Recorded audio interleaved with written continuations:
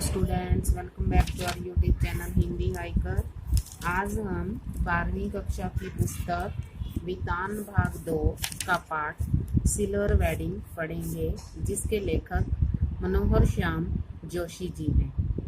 चलिए सबसे पहले मनोहर श्याम जोशी जी के बारे में जानते हैं। मनोहर श्याम जोशी हिंदी के प्रसिद्ध पत्रकार और टेलीविज़न धारावाहिक के लेखक हैं। इनका जन्म 1935 ईस्वी में और मृत्यु 2006 ईस्वी में हुई। सिल्वर वेडिंग यानी कि शादी की रजत जयंती एक प्रमुख कहानी है, जिसमें यशोधर पंत जी के चरित्र चित्रण के माध्यम से आधुनिक पारिवारिक परिस्थितियों को प्रस्तुत करने का सफल प्रयास किया गया है। एक ऐसे व्यक्ति के चरित्र को प्रस्तुत किया गया है जो आधुनिक समाज के अनुसार स्वयं को नहीं बदल पाता और पुराने रीति रिवाजों में ही विश्वास रखता है, और वंशीधर यशोधर जी और उनके परिवार के बीच जो उनका अंतर्द्वंद चलता है, उसको इस पाठ में अच्छे से दिखाया गया है कि किस प्रकार यशोधर बाबू पुरानी लीक पर चल रहे हैं, पुराने रीति रिवाजों को अपना रहे हैं, और किस प्रकार उनका परिवार मॉडर्न होता जा रहा है, आधुनिक होता जा रहा है और आगे बढ़ता जा रहा है। चलिए पढ़ते हैं सिल्वर वेडिंग, मनोहर श्याम जोशी की एक कहानी, जिसमें वंशीधर यशोधर पंत जी के जीवन के चरित्र चित्रण के बारे में बताया गया है। जब सेक्शन ऑफिसर वाईडी यशोधर पंत ने आखिरी फाइल का लाल फीता बांधकर निगाह मेज से उठाई, तब दफ्तर की पुरानी दीवार घड़ी 5:25 बजा रही थी। यानी कि घड़ी पर समय 5:25 हो गए थे, जबकि सरकारी दफ्तरों के बंद होने का समय 5 बजे होता है। उनकी अपनी कलाई की घड़ी में 5:30 बज रहे थे। उनके हाथ पर जो घड़ी बंधी हुई थी, उस पर 5:30 का समय था। पंत जी अपनी घड़ी रोजाना सुबह शाम रेडियो समाचारों से मिलाते हैं, इसीलिए उन्होंने दफ्तर की घड़ी को ही सुस्त ठहराया मतलब धीमे चलने वाली। फाइल आउट ट्रे में डालकर उन्होंने एक निगाह अपने मातहतों पर डाली। मातहत मतलब जो उनके अधीन कर्मचारी थे, जो उनके अधीन काम करते थे, जो उनके ही कारण 5 बजे के बाद भी दफ्तर में बैठने को मजबूर होते हैं मतलब लाचार होते हैं। चलते चलते जूनियरों से कोई मनोरंजक बात कर दिन भर के शुष्क व्यवहार का निराकरण मतलब समाधान कर जाने की कृष्णनंदा पांडे से मिली हुई परंपरा का पालन करते हुए उन्होंने कहा, आप लोगों की देखा देखी सेक्शन की घड़ी भी सुस्त हो गई है। यानी कि आपको देखकर यहाँ की घड़ी का समय भी धीमा पड़ गया है। अब कृष्णनंदा जी उनके आदर्श थे, जो उनके मित्र थे और उनके आदर्श थे, उनसे मिली हुई। यानी कि सारा दिन अपने अधीन कर्मचारियों से वो काम लेते थे, फिर जाते जाते उनसे मजाक भी कर लेते थे। सीधे असिस्टेंट ग्रेड में आए छोकरे चड्डा ने, जिसकी चौड़ी मोहरी वाली पतलून और ऊंची एडी वाले जूते पंत जी को समहाउ इम्प्रॉपर मालूम होते हैं। समहाउ इम्प्रॉपर मतलब जैसे तैसे अनुचित, ये उनका डायलॉग है एक, समहाउ इम्प्रॉपर कहने का, जैसे तैसे अनुचित। थोड़ी बदतमीजी सी की, एज यूजुअल बोला, बड़े भाऊ आपकी अपनी चूनेदानी का क्या हाल है, वक्त सही देती है? चूनेदानी वो उसकी घड़ी को बोल रहा है। पंत जी ने चड्डा की घृष्टता को अनदेखा किया। घृष्टता मतलब अशिष्ट व्यवहार। कहा, मिनट टू मिनट करेक्ट चलती है। चड्डा ने कुछ और घृष्ट होकर पंत जी की कलाई थाम ली। इस तरह की घृष्टता का प्रकट विरोध करना यशोधर बाबू ने छोड़ दिया। मन ही मन वह उस जमाने की याद जरूर करते हैं जब दफ्तर में वह कृष्णनंदा को भाई नहीं साहब कहते और समझते थे। घड़ी की ओर देखकर वह बोला, बाबा आदम के जमाने की है बड़े बाबू यह तो, यानी कि बहुत पुराने समय की है यह आपकी घड़ी। अब तो डिजिटल ने ले लो, एक जापानी सस्ती मिल जाती है। अब वो सलाह दे रहा है उसको कि डिजिटल घड़ी ले लो, ये तो बहुत पुरानी है, बाबा आदम के जमाने की घड़ी है। यह घड़ी मुझे शादी में मिली थी। हम पुरानी चाल के, हमारी घड़ी भी पुरानी चाल की। अरे यही बहुत है कि अब तक राइट टाइम चल रही है। क्यों, कैसी रही कि अभी तक ये सही समय हमें दिखा रही है। इस तरह का नहले पर दहला जवाब देते हुए एक हाथ आगे बढ़ा देने की परंपरा थी। रैमजे स्कूल अल्मोड़ा में यहाँ से कभी यशोधर बाबू ने मैट्रिक की परीक्षा पास की थी। इस तरह के आगे बढ़े हुए हाथ पर सुनने वाला बेतौर दाद अपना हाथ मारा करता था और वक्ता श्रोता दोनों ठठा कर हाथ मिलाया करते थे, यानी कि दोनों जोर से हंसकर हाथ मिलाते थे। ऐसी ही परंपरा किशनिंदा के क्वार्टर में भी थी, जहां रोजी रोटी की तलाश में आई यशोधर पंत नामक एक मैट्रिक पास बालक को शरण मिली थी। यानी कि सबसे पहले जो वो पढ़कर नौकरी की तलाश में आए तो वो किशनिंदा के क्वार्टर में ही रुके। किशनिंदा कुंवारे थे और पहाड़ से आए हुए कितने ही लड़के ठीक ठिकाना होने से पहले उनके यहाँ रह जाते थे, यानी कि उनके यहाँ वो रख लेते थे। उनको मैस जैसी थी, मिलकर लाओ पकाओ और खाओ। यशोधर बाबू जिस समय दिल्ली आए उनकी उम्र सरकारी नौकरी के लिए कम थी। कोशिश करने पर भी बॉय सर्विस में वह नहीं लगाए जा सके। तब किशनिंदा ने उन्हें मैस का रसोइया बनाकर रख लिया। यही नहीं, उन्होंने यशोधर को 50 रुपये उधार भी दिए कि वह अपने लिए कपड़े बनवा सके और गांव पैसा भेज सके। बाद में इन्हीं किशनिंदा ने अपने ही नीचे नौकरी दिलवाई और दफ्तरी जीवन में भी उसका मार्गदर्शन किया, यानी कि उसके आदर्श बने किशनिंदा। चड्डा ने जोर से कहा, बड़े भाऊ आप किन ख्यालों में खो गए? मेनन पूछ रहा है कि आपकी शादी हुई कब थी? यशोधर बाबू ने सकपकाकर अपना बड़ा हुआ हाथ वापस खींचा और मेनन से मुखातिब होकर बोले, now let me see, I was married on 6 February 1947। उन्होंने बता दिया। मेनन ने फौरन हिसाब लगाया और चहक कर बोले, many happy returns of the day sir. आज तो आपकी सिल्वर वेडिंग है, शादी को पूरे 25 साल हो गए। यशोधर जी खुश होते हुए झेपे, यानी कि शर्माए, और शर्माते हुए खुश हुए। यह अदा उन्होंने किशनिंदा जी से ही सीखी थी। चड्डा ने घंटी बजाकर चपड़ासी को बुलाया और कहा, सुन भाई भगवान दास, बड़े बाऊ से बड़ा नोट ले और सारे सेक्शन के लिए चाय पानी का इंतजाम कर फटाफट। यानी कि उनकी शादी की सालगिरह थी आज, वो भी 25वीं सालगिरह, इसीलिए उसने भगवान दास जो उनका चपड़ासी था उसको ऑर्डर दिया। यशोधर जी बोले, अरे ये वेडिंग एनिवर्सरी वगैरह सब गोरे साहबों के चोचले हैं, हमारे यहाँ थोड़ी मनाते हैं। चड्डा बोला, मिक्सचर मत पिलाइए गुरुदेव, चाय मट्ठी लड्डू बस इतना ही तो सौदा है, इसमें कौन आपकी बड़ी माया निकली जानी है।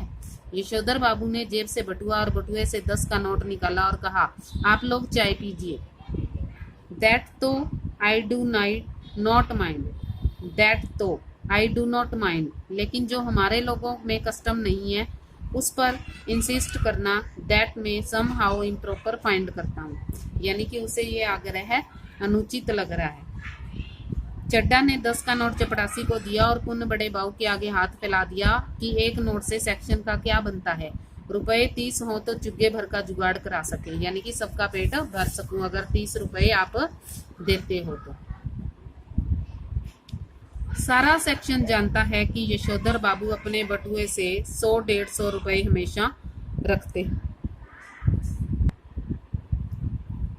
सारा सेक्शन जानता है कि यशोधर बाबू अपने बटुए में 100-150 रुपए हमेशा रखते हैं, भले ही उनका दैनिक खर्च नगण्य है, नगण्य मतलब ना गिनने के योग्य, और बस टिकट का खर्च भी नहीं। गोल मार्केट से सेक्रेटरिएट सचिवालय तक पहले साइकिल से आते जाते थे, इधर पैदल आने जाने लगे हैं, क्योंकि उनके बच्चे आधुनिक युवा हो चले हैं। आधुनिक युवा मतलब मॉडर्न, और उन्हें अपने पिता का साइकिल सवार होना सख्त नागवार गुजरता है। नागवार मतलब अनुचित लगता है। बच्चों के अनुसार साइकिल तो चपड़ासी चलाते हैं, बच्चे चाहते हैं कि पिताजी स्कूटर ले लें, लेकिन पिताजी को समहाउ स्कूटर निहायत बेहुदा सवारी मालूम होती है। निहायत मतलब एकाएक, और समहाउ मतलब जैसे तैसे, और कार अब अफोर्ड नहीं की जा सकती, तब उसकी बात सोचना ही क्यों। चड्डा के जोर देने पर बड़े बाऊ ने 10-10 के 2 नोट और दे दिए, लेकिन सारे सेक्शन के इजरार करने मतलब निवेदन करने पर भी वह अपनी सिल्वर वेडिंग की इस दावत में नहीं रुके। मातहत लोगों से चलते चलते थोड़ा हंसी मजाक कर लेना किशनिंदा की परंपरा में है। उनके साथ बैठकर चाय पानी और गप गपाष्टक में वक्त बर्बाद करना उस परंपरा के विरुद्ध है। गप गपाष्टक मतलब बेकार की बातों में समय बर्बाद करना उनकी परंपरा में नहीं आता। इधर यशोधर बाबू ने दफ्तर से लौटते हुए रोज बिड़ला मंदिर जाने और उसके उद्यान में बैठकर कोई प्रवचन सुनने और स्वयं ही प्रभु का ध्यान लगाने की नई रीत अपनाई है। यह बात उनके पत्नी और बच्चों को बहुत अखरती है, यानी कि अच्छी नहीं लगती है उनको। बब्बा, आप कोई बूढ़े थोड़ी हैं जो रोज रोज मंदिर जाएं, इतने ज्यादा व्रत करें, ऐसा कहते हैं वे। यशोधर बाबू इस आलोचना को अनसुना कर देते हैं। सिद्धांत के धनी की किशनिंदा के अनुसार यही निशानी है। बिड़ला मंदिर से उठकर यशोधर बाबू पहाड़गंज जाते हैं और घर के लिए साग सब्जी खरीद लेते हैं। किसी से मिलना मिलाना हो तो वह भी इसी समय कर लेते हैं। तो भले ही दफ्तर 5 बजे छूटता हो, वह घर 8 बजे से पहले नहीं पहुंचते। आज बिड़ला मंदिर होते हुए यशोधर बाबू की निगाह उस अहाते पर पड़ी जिसमें कभी किशनिंदा का 3 बेडरूम वाला क्वार्टर हुआ करता था और जिस पर इन दिनों एक 6 मंजिला इमारत बनाई जा रही है। इधर से गुजरते हुए कभी के DIZ एरिया की बदलती शक्ल देखकर यशोधर बाबू को बुरा सा लगता है। ये लोग सारा गोल मार्केट क्षेत्र तोड़कर यहाँ 1 मंजिला क्वार्टरों की जगह ऊंची इमारतें बना रहे हैं। यशोधर बाबू को पता नहीं कि वे लोग ठीक कर रहे हैं या गलत कर रहे हैं। उन्हें यह जरूर पता है कि उनकी यादों के गोल मार्केट के ढाए जाने का गम मनाने के लिए इनका इस क्षेत्र में डटे रहना निहायत जरूरी है। निहायत मतलब अत्यंत जरूरी है। उन्हें एंड्रयूजगंज, लक्ष्मी बाई नगर, पंडारा रोड आदि नई बस्तियों में पद की गरिमा के खिलाफ D2 टाइप क्वार्टर मिलने की अच्छी खबर कई बार आई है, मगर हर बार उन्होंने गोल मार्केट छोड़ने से इनकार कर दिया है। जब उनका क्वार्टर टूटने का नंबर आया तब भी उन्होंने इसी क्षेत्र की इन बस्तियों में बचे हुए क्वार्टरों में एक अपने नाम अलॉट करा लिया था। पत्नी के यह पूछने पर कि जब यह भी टूट जाएगा तो क्या करेंगे, उन्होंने कहा तब की तब देखी जाएगी, कहा और उसी तरह मुस्कुराए जिस तरह किशनिंदा यही फिक्रा कहकर मुस्कुराते थे। फिक्रा मतलब यही वाक्यांश किशनिंदा भी कहकर हमेशा मुस्कुराते थे।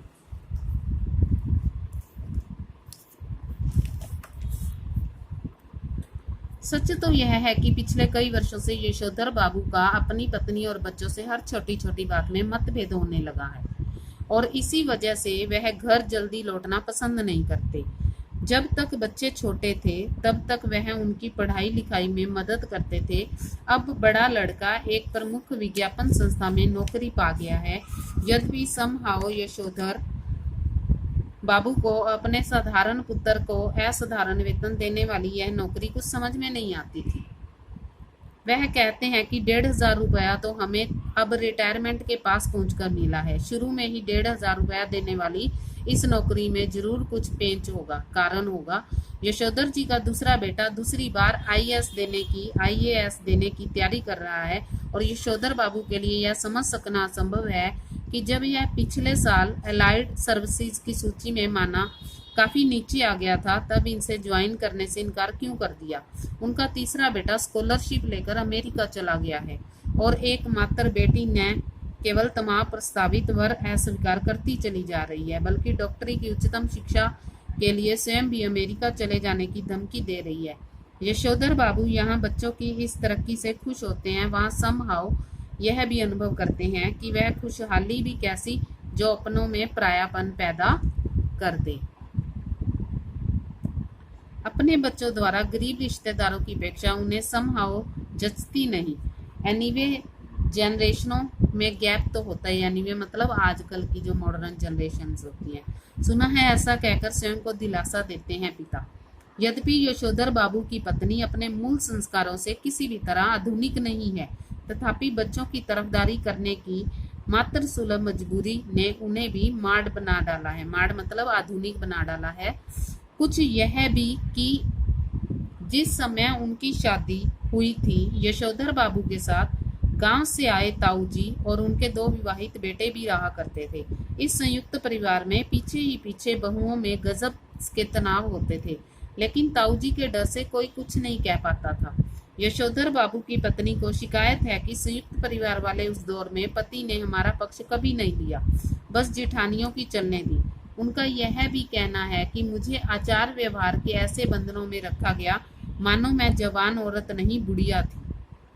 जितने भी नियम इनकी बुढ़िया ताई के लिए थे वे सब मुझ पर ही लागू करवाए, ऐसा कहती है घरवाली बच्चों से।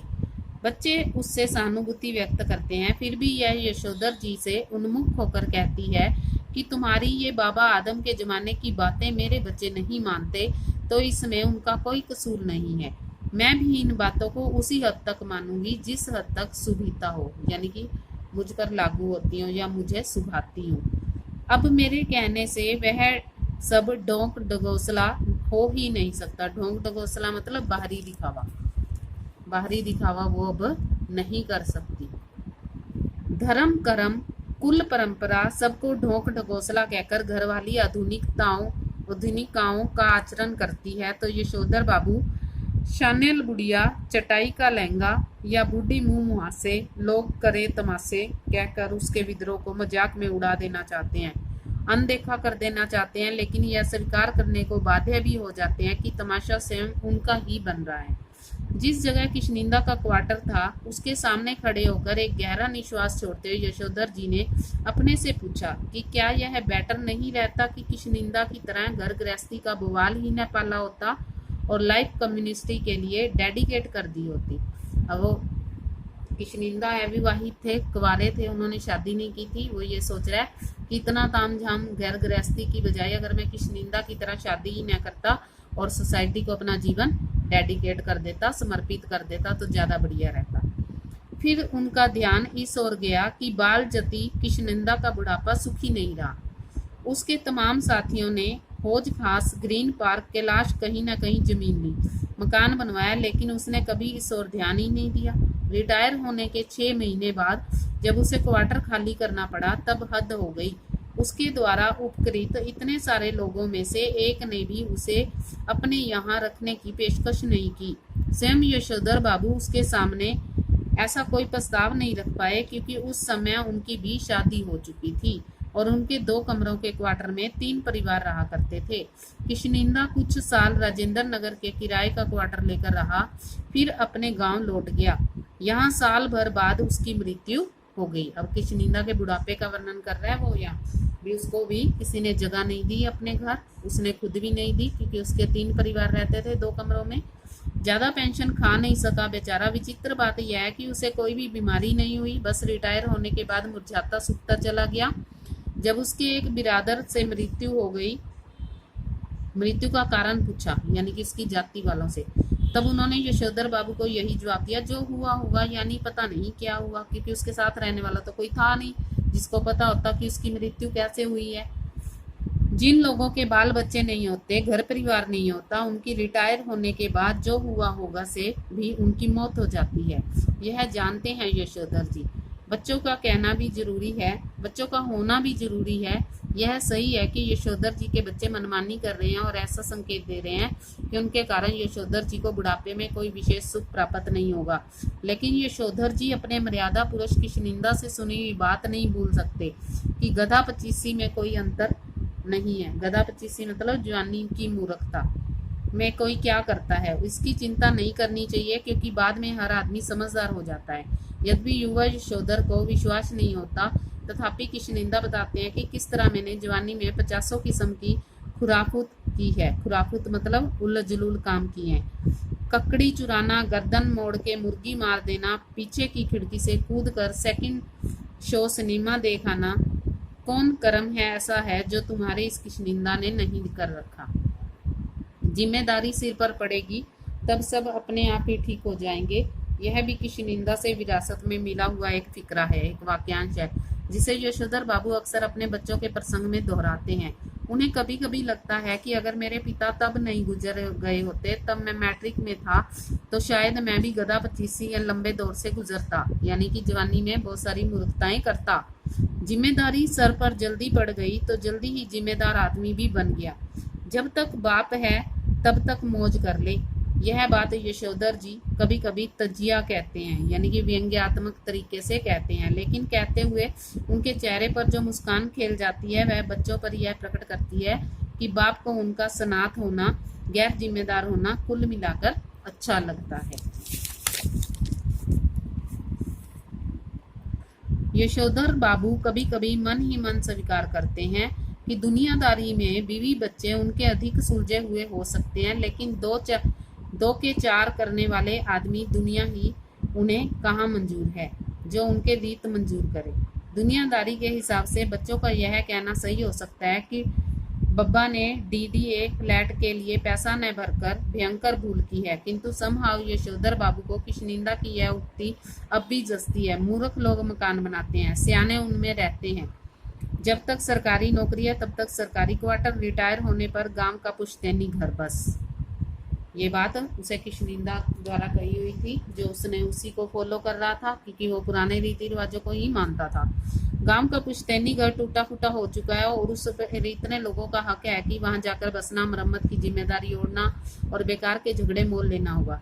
इस बात को यशोधर जी अच्छी तरह समझते हैं। बच्चे बहस में जब तक यह तर्क दोहराते हैं तब उनसे कोई जवाब नहीं देने बनता। उन्होंने हमेशा यही कल्पना की थी कि और आज भी करते हैं कि उनका कोई लड़का रिटायर होने से पहले सरकारी नौकरी में आ जाएगा और क्वार्टर उनके परिवार के पास बना रह सकेगा। अब भी पत्नी द्वारा भविष्य का प्रश्न उठाए जाने पर यशोधर बाबू इस संभावना को रेखांकित कर देते हैं। जब पत्नी कहती है अगर ऐसा नहीं हुआ तो आदमी को तो हर तरह से सोचना चाहिए, तब यशोधर बाबू टिप्पणी करते हैं कि सब तरह से सोचने वाले हमारी बिरादरी में नहीं होते, उनमें से तो एक ही तरह के सोचने वाले होते हैं। कहते हैं और कहकर लगभग नकली सी हंसी हंसते हैं। जितना ही इस लोक की जिंदगी यशोधर बाबू को यह नकली हंसी हंसने के लिए बाध्य कर रही है, उतना ही वह परलोक के बारे में उत्साही होने का यत्न कर रहे हैं। तो उन्होंने बिरला मंदिर की ओर तेज कदम बढ़ाए, लक्ष्मी नारायण के आगे हाथ जोड़े, 80 का फूल चुटिया में खोसा। 80 का फूल मतलब भगवान के चरणों से उठाया हुआ आशीर्वाद रूपी फूल। और पीछे से उस प्रांगण में जा पहुंचे। यहाँ एक महात्मा जी गीता के प्रवचन कर रहे थे। अब वो गीता के प्रवचन सुन रहे हैं। शेष अगले भाग में। अगर आपको ये वीडियो पसंद आती है तो लाइक करें, शेयर करें, चैनल को सब्सक्राइब करें और साथ में दिए गए बेल आइकन को भी अवश्य दबाएं ताकि प्रत्येक वीडियो का नोटिफिकेशन आप तक जल्द से जल्द पहुंच सके। अगर आपका कोई सजेशन है तो आप कमेंट बॉक्स में लिखकर भेज सकते हैं। धन्यवाद।